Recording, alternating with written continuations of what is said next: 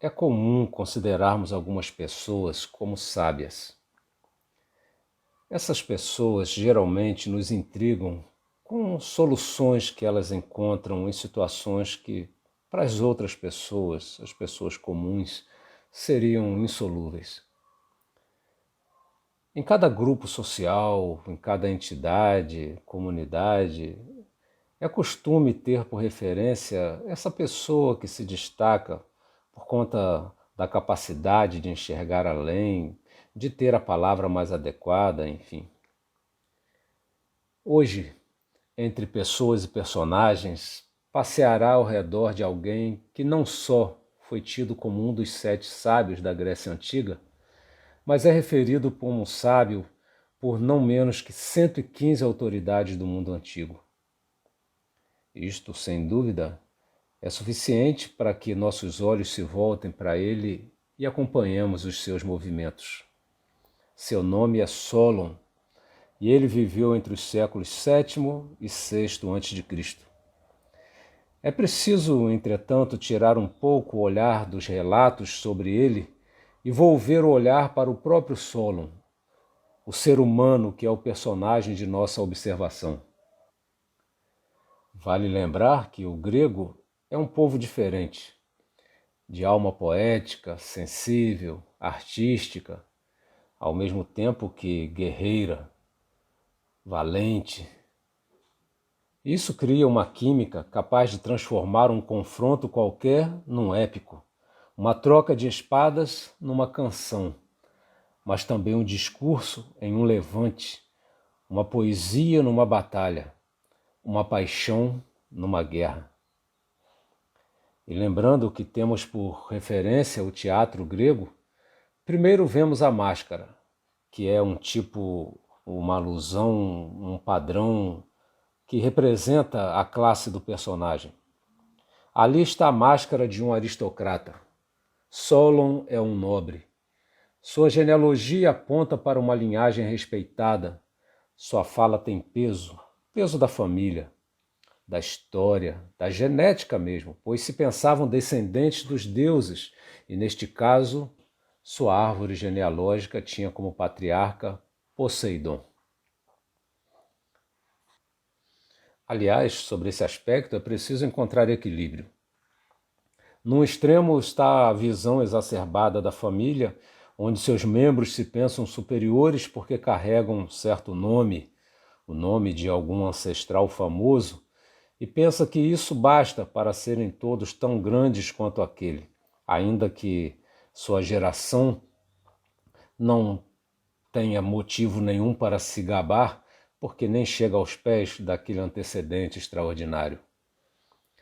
No outro extremo está o pensar que o nome da família não pese. Há quem despreze o passado e os laços familiares e por isso não consegue enxergar o sentimento de honra, o brio que muitas vezes enche o peito e os olhos e fazem com que as pessoas trabalhem, lutem e tentem manter o nível que o seu nome sugere. Bem, ainda que por si só não seja suficiente o nome, mas o nome não vem sozinho. Se guardam e exaltam o nome, provavelmente também carreguem o desejo de preservá-lo e por isso se esforçam. Há vício nas ações que evocam esse espírito da família, essa identidade, a bandeira. Há muitos sobre os quais dizemos com admiração: filho de peixe, peixinho é. Solon é perspicaz. Dentro da máscara aristocrata, sabe o que significa manter os códigos de honra vigentes. Não carrega só o nome da família, carrega a identidade grega. A alma grega unificada pela tradição, pelo sagrado, pela história, sustenta a coalizão grega, como o esqueleto sustenta o corpo humano. Aliás, o grego se enxerga humano. Ele é humano cercado de bárbaros. Os bárbaros nunca entenderiam a responsabilidade que esta consciência faz recair sobre os elevados homens de Atenas. É assim, com esta mentalidade, que ele, Solon, caminha com a máscara da aristocracia. Gozando de certos privilégios econômicos desde o nascimento, condição esta em decadência, deve-se dizer, Solon percorreu terra e mar em busca de sustentar o prestígio e as condições da família. Podemos vê-lo fazendo negócios, conhecendo toda sorte de pessoas e, para delas conseguir o que precisava, primeiro tinha de conhecê-las. Não foi isso que disse o filósofo Francis Bacon mais de 2000 anos depois, que o homem deve conhecer para dominar? O saber não é poder? Lá está Solon conhecendo para alcançar os seus objetivos. É aquilo que a filosofia contemporânea chamou de saber instrumental, um saber tendencioso, sem neutralidade. O certo é que ninguém faz a empresa crescer ou faz a terra produzir, faz mesmo a vaca soltar o leite ou a máquina funcionar no seu melhor se não o conhecer.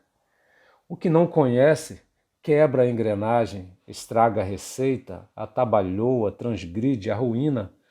Quem não tem conhecimento destrói relacionamentos, destrói esperanças, destrói possibilidades. Aquilo que constrói ruirá e ficará patente em algum momento a sua incompetência.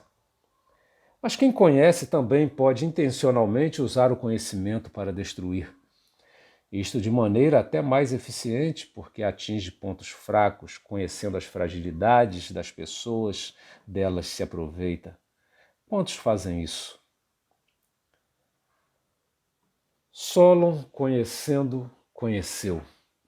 Ele percebeu mais do que almejou perceber. Ele se inteirou das interações, penetrou na trama da sociedade e viu mais do que pensaria ver. Ele viveu em seu tempo algo semelhante ao que Maquiavel viveu no tempo dele. Maquiavel conheceu, no período do Renascimento, o que Solon viveu no Nascimento. Em Florença ou em Atenas, ambos viram a política em sua realidade, sem fantasias que encobrissem a sua face cruel. Solon entendeu como os eupátridas, os considerados bem-nascidos de Atenas, controlavam a política em seu favor, em detrimento dos pobres que, de tão pobres, muitos até se tornavam escravos. E não somente vendiam os membros de sua família como escravos também.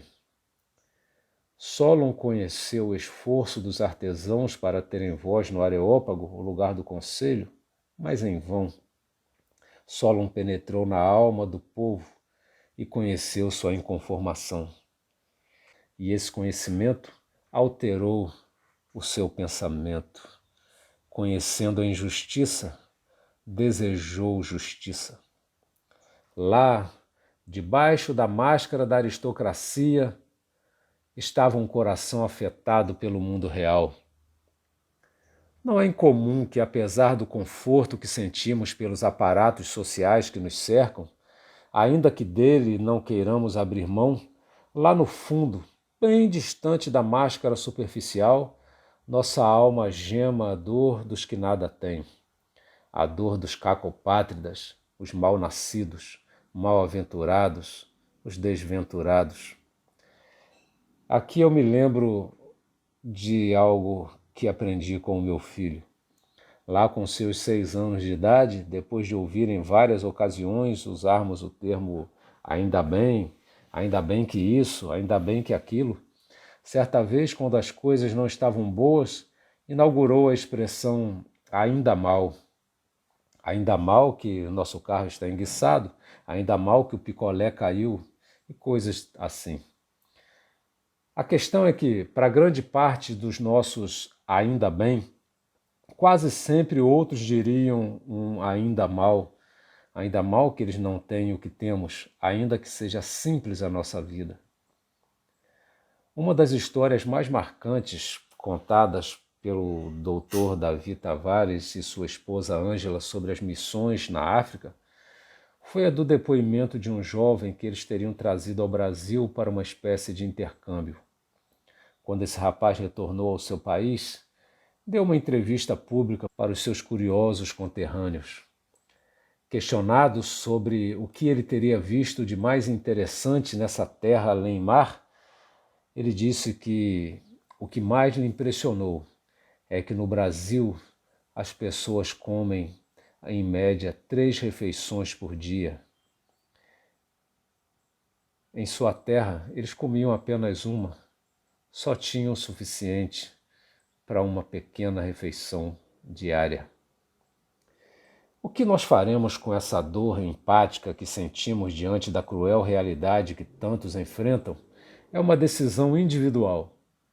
Mas ninguém que tenha visto uma criança sofrer, um animal abandonado, um trabalhador injustiçado, conseguirá impedir que tal realidade penetre através da máscara e faça com que seja, ao menos por um fugaz momento, humano como todos. Solon era ainda jovem, e como jovem ainda não foi calejado pela rotina, ainda é sensível. E quem tem sensibilidade ao ter contato com o outro, absorve seus sentimentos. Não é preciso ter sofrido abuso de autoridade, não é preciso ter sido traído pela sociedade, nem ter passado fome ou ouvido o gemido que a fome causa nos filhos inocentes. Às vezes basta olhar nos olhos do outro, basta deixar sua voz retinir em seu peito. Você empunhará sua bandeira e tornará a causa dele sua causa. Ou então sofrerá calado sua covardia e a tentará encobrir com toda sorte de subterfúgios. Tentará se distrair, e de distrações em distrações, de remédios em remédios, de máscaras em máscaras, vê a alma secar, pois o que nutre a alma se não fazer o bem? Os que só pensam em si podem assistir a alma definhar não tendo sequer uma refeição ao dia, nada que lhe revigore as forças, pois lhe é negada a chance de experimentar ceder ao apelo da necessidade alheia. Há tantos de corpos sadios e almas esqueléticas, corpos sarados e almas doentes. Por trás da máscara está uma alma seca, gelada, calcificada, morta. O jovem é feito de ideais. Aliás, sem ideais não há juventude. Que será a juventude senão o eruptar de ideias contra as amarras do continuismo? E nada mais forte para sustentar o ideal que o senso de justiça. Como poeta que era, usa a arte para fazer denúncias, levantar suas questões. Atos assim, por meio da arte, vão penetrando no interior de cada homem e embebendo o tecido de seu íntimo. A arte acha aceitação até no coração do rude homem, até no da mulher desiludida. A arte fala a todos, sejam adultos, bem jovens ou idosos. A arte entra sem pedir licença porque há um lugar que é dela dentro de cada um. Esta porta por onde ela passa ninguém pode fechar. A dor costuma largar a passagem para ela. O prazer a convida com insistência. A tristeza por ela espera e a alegria com sua chegada se regozija. Até a razão, temendo o tédio, sente-lhe a falta. Sequer a desesperança a ela recusa a entrada. Ainda que apenas lhe dê com os ombros o aproximar, sente-se feliz com a sua visita. Assim, sua poesia diz o que muitos queriam ouvir, mas poucos tinham coragem de dizer, menos ainda saberiam dizer tão bem. Ela transita de boca em boca, de ouvido em ouvido, de coração em coração.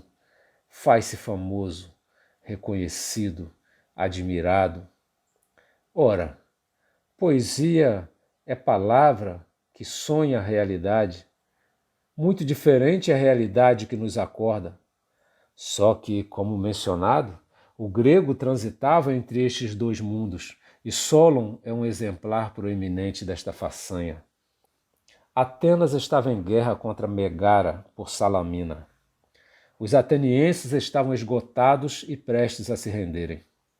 Milhares morreram em batalha.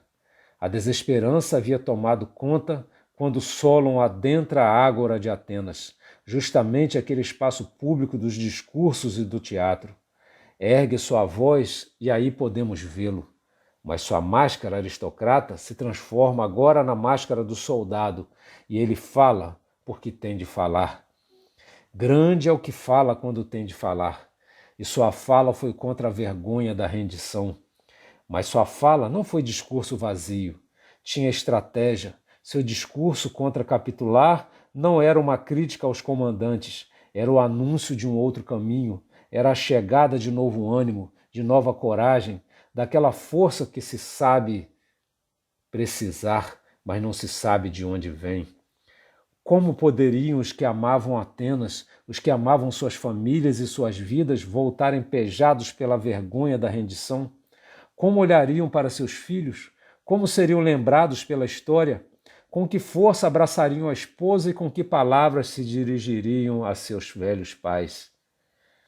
O desânimo de alguns pode render a desgraça de todos? Solon não permitiria. Suas palavras evocaram o que faltava para retomarem a luta e vencerem. Salomão escreveu que palavras ditas no momento certo são como maçãs de ouro em salvas de prata. Tais palavras, os que só têm discurso nunca entenderão, muito menos serão capazes de pronunciar. São espertos demais para darem o passo à frente, e essas palavras só têm poder se ditas por quem vai junto, por quem conhece o que passa aquele que luta ao lado. Burocratas podem, falando bonito, podem mesmo emocionar. Intelectuais podem descrever suas teorias com perfeição matemática, mas só quem pisa o lagar, só as cicatrizes podem dar o suporte sem o qual as palavras seriam vazias. Solon ajuda a reorganizar as forças atenienses e ao alcançarem a improvável vitória, seu valor é reconhecido e é alçado ao cargo de juiz superior, o arconte, que na Grécia de seu tempo equivalia ao cargo de primeiro-ministro. Havia agora uma outra batalha a vencer, desta vez interna. Atenas estava à beira de viver uma revolução desencadeada pela classe média e por camponeses pobres que, pelas circunstâncias tão duras que haviam passado, contraíram dívidas para sobreviverem e, de tão endividados, tiveram de hipotecar casas, tiveram de vender suas terras e entregar mesmo a si ou a família como escravos. Com tal influência, o novo líder ateniense carrega a responsabilidade de lidar com esta realidade. Como líder, é para ele que todos olham esperando ação. Muitos em posição semelhante pedem apenas que as pessoas se conformem e carreguem pacíficas o fardo que têm de levar. Não querem curar a doença, apenas administrar sedativos. A grandeza de Solon não lhe permite esta opção. Como dissemos, debaixo daquela máscara estava um coração afetado, mas ele não incita a revolução. Ele não aponta culpados. Ele tem estratégia, tem sabedoria. Não por acaso é chamado de sábio. Ele dá fim às hipotecas, proíbe a escravização por dívidas, compensa os credores cedendo-lhes poder do Estado, ao mesmo tempo em que, limitando seus poderes, democratizando a Assembleia do Povo, dando espaço para os menos favorecidos. Em lugar de querer o poder para si, Solon divide o poder. Ele é o pai da democracia ateniense. E como esta foi a primeira democracia no mundo, ele é o pai da democracia. É óbvio que algo de tal envergadura não pode ser feito de apenas um, mas ele é seu principal construtor. É claro que qualquer pessoa que consiga entender um pouco da complexidade das relações político-sociais percebe que a democracia está entre os maiores dos maiores feitos da humanidade. A democracia, de fato, não é uma conquista, é um caminho, uma batalha contínua, a árdua batalha da democracia, onde é tão comum, sabemos hoje, que a inveja, o ciúme e a cobiça corroam suas bases. Para sua surpresa, e nossa também, que o acompanhamos em sua jornada, certo dia, quando em viagem pelo Mediterrâneo, puseram outro em seu lugar. Iludido em crer que o povo queria democracia, volta pensando que a massa outrora desprezada se poria a seu favor. Mas triste engano. O povo queria mais. Como costuma acontecer até nossos dias, sempre haverá grande número de insatisfeitos, os que acham que merecem mais do que ganham e os que acham que outros ganharam demais. Outra parte tem as duas críticas ao mesmo tempo. A realidade é que os nobres se sentiram diminuídos e os pobres não viam atendidas todas as suas reivindicações. Rejeitado, descontente, podemos vê-lo indo para o exílio em Chipre, onde fica até sua morte. De lá, escreve sua decepção. Escrevendo a Epimênides desabafa: libertei os pobres da servidão para se entregarem voluntariamente como escravos de um tirano. Ele que adulava os atenienses foi mais crido do que eu que os desenganava. A história tem mostrado que o povo quer aduladores, Solon. A estes entregam voluntariamente a vida, ao mesmo tempo que rejeitam os que falam da realidade dura que é enfrentá-la. Enfrentá-la com seus assombros, com seus desafios. É tão fácil apontar falhas e dizer que faria melhor. Não foi isto que fez Absalão para tomar o trono de Davi, seu pai, poucos séculos antes? Não foi o povo seguindo após ele? Solon não consegue crer que depois de terem experimentado a liberdade, o povo se deixe de novo dominar pela tirania. É verdade que muitos preferem perder desde que o outro também perca, pois se sentem mais felizes com a infelicidade alheia que com seu próprio bem. Epimênides, contudo, consola o pai da democracia, escrevendo-lhe que o povo se envergonharia em algum momento de haver rejeitado o que ele havia oferecido, pois é muito difícil que continuem a ser escravos homens que um dia foram livres. Muitos que se deixam mandar por tiranos de qualquer tipo o fazem porque foram criados num ambiente onde não tinham direito de perguntar, de pedir uma explicação, de discordar, ainda que muito respeitosamente. Os que criam filhos sem lhes dar o direito à individualidade, criam os filhos para a escravidão, serão escravos do patrão, do governante, do cônjuge, de todos. Não estranharão esta vida, pois foram criados para a subserviência.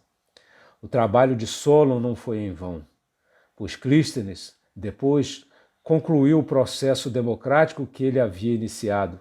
Entretanto, é possível ver nesta pessoa, o nosso personagem, a tristeza de viver além de seu tempo. Isto é como um pesadelo.